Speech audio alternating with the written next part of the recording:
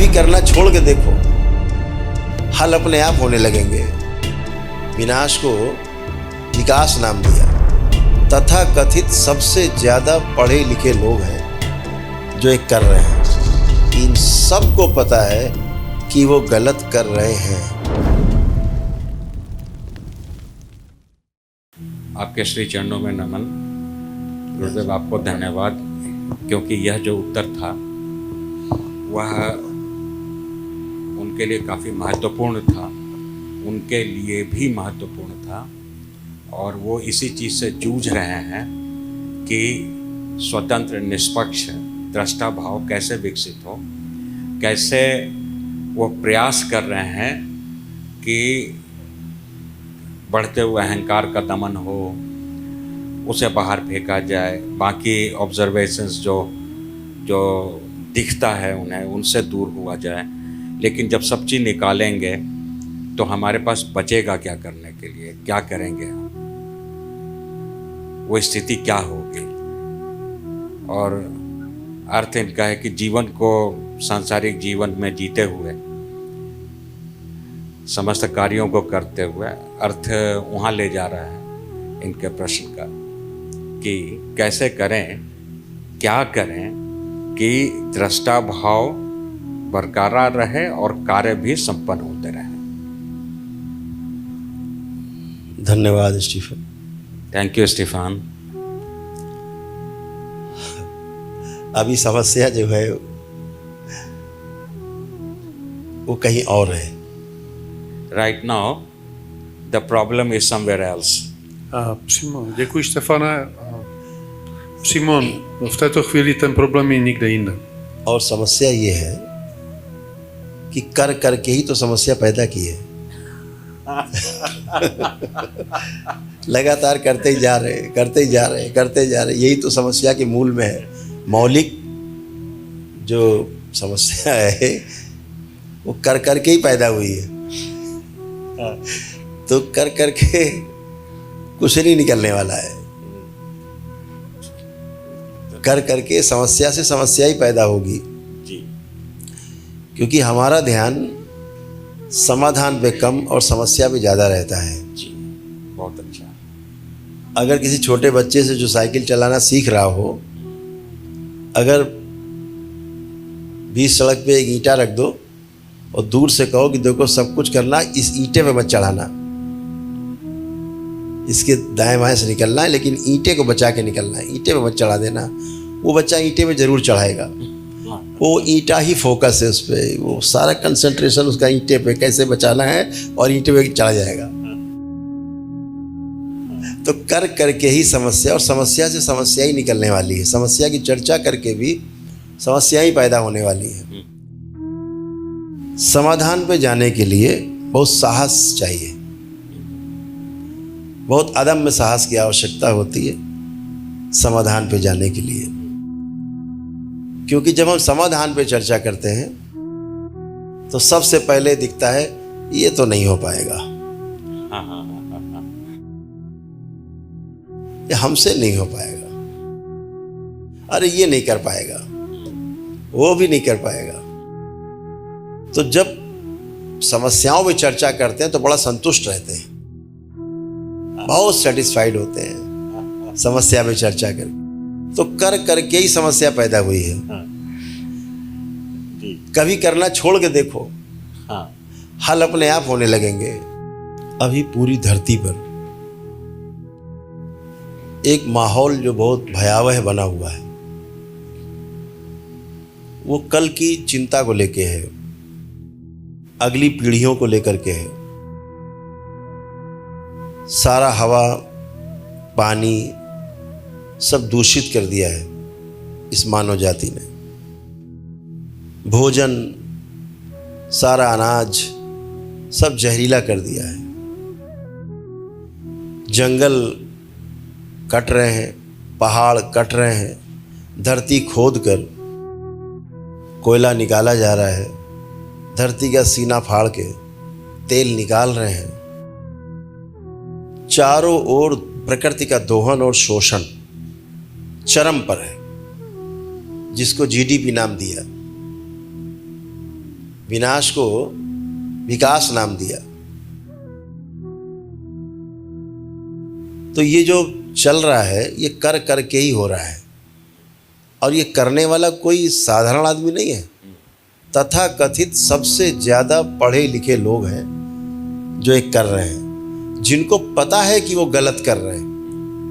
इसमें सबसे अद्भुत बात यही है कि इन सबको पता है कि वो गलत कर रहे हैं।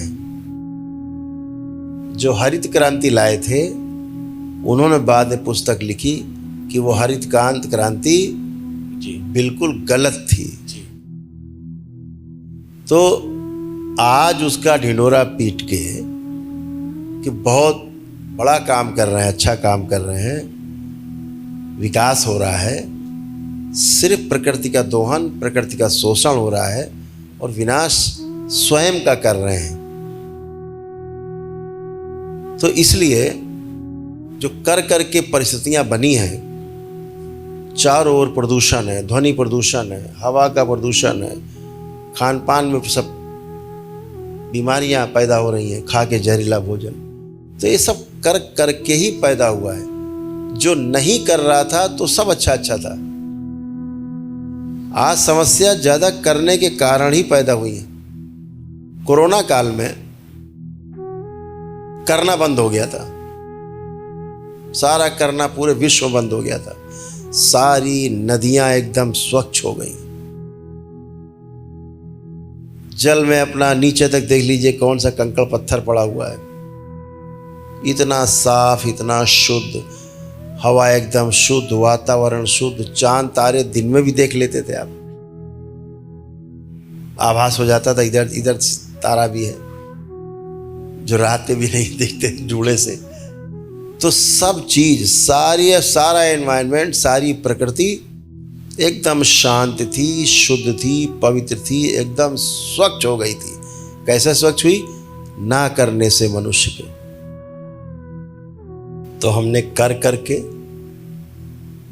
और जब करना बंद कर दिया, दोनों के फर्क को ठीक ठीक देखा है। इसके लिए हम लोग सौभाग्यशाली हैं कि ये संकट और उसका समाधान दोनों हमने एक साथ देखा है।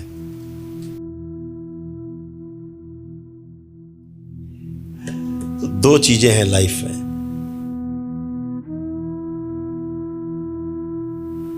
एक वो जो नश्वर है, अगर इसका आध्यात्मिक स्तर पे विवेचन करें तो एक वो जो नश्वर है, दूसरी वो जो सदा सदा से है, रहेगी, और ऐसे ही इसका डिजाइन बना हुआ है कि हमेशा से थी। तो जो नश्वर है, जब उसके बारे में हम विचार करते हैं तो वो हमारी चिंता है, और जो सदा सदा से थी, आज भी है और हमेशा रहेगी, जब उसके आधार पर हम विचार करते हैं तो वो चिंतन है। तो चिंता और चिंतन में बहुत बड़ा फर्क है, जमीन आसमान का। जो है ही उसके आधार पर सोच विचार करना चिंतन कहलाता है। स्टीफन अपने देश में किस पद पर है?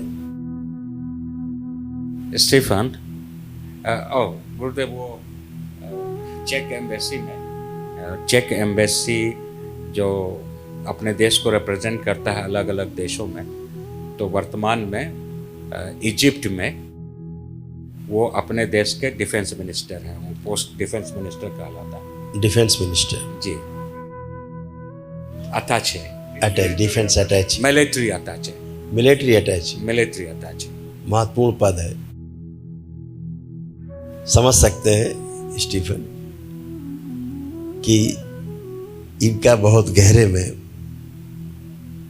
विचार चल रहा है,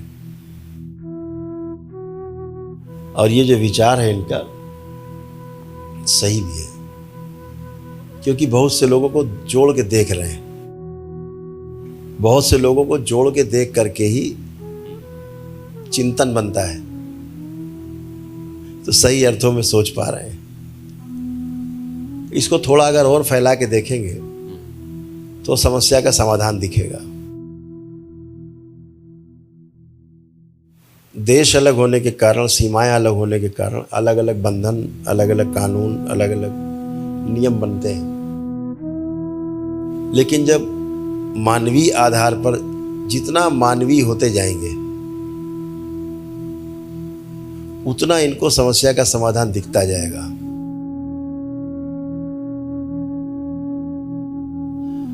दूसरे शब्दों में कहें, एक लाइन में, जब आप चिंतन के आधार पर चिंता करते हैं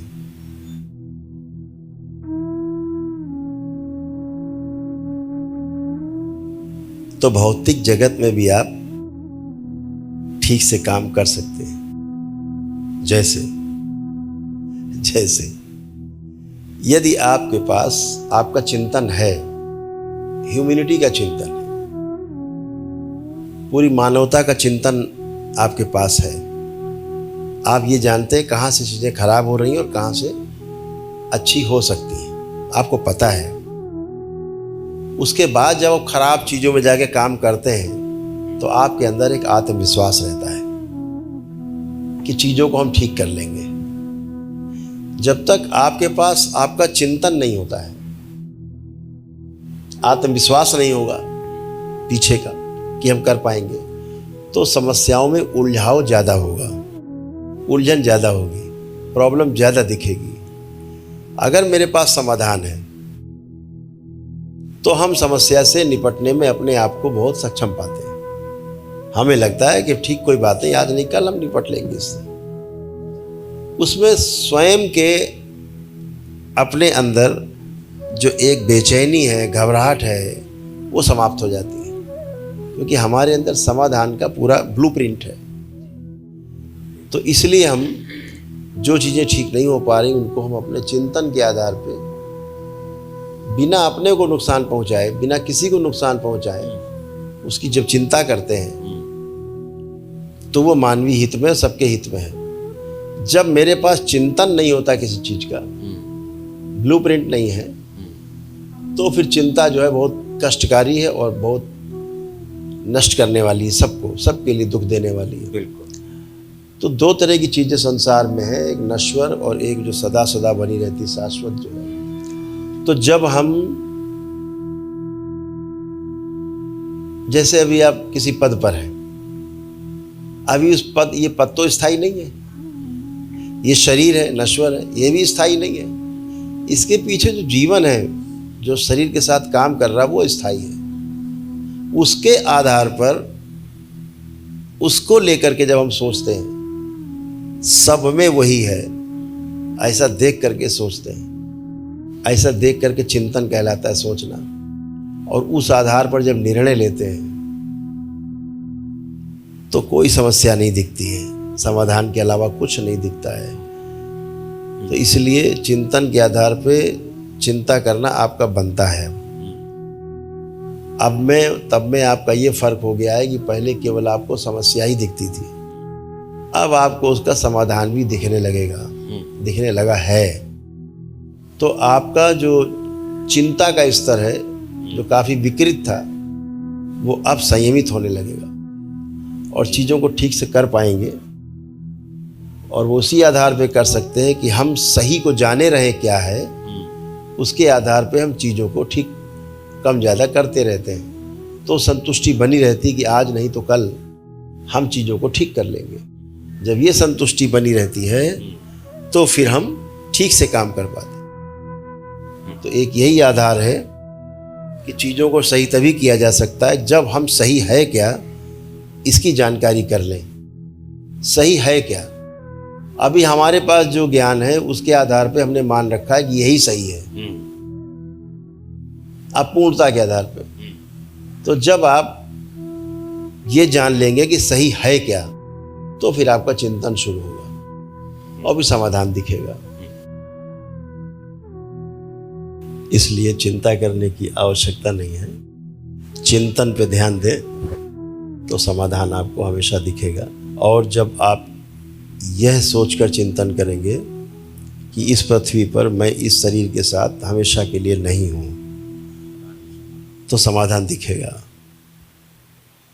मैं हमेशा बना रहूँगा, इस आधार पर समाधान कभी नहीं दिखेगा। तो सारा चिंतन जो स्वयं से शुरू होता है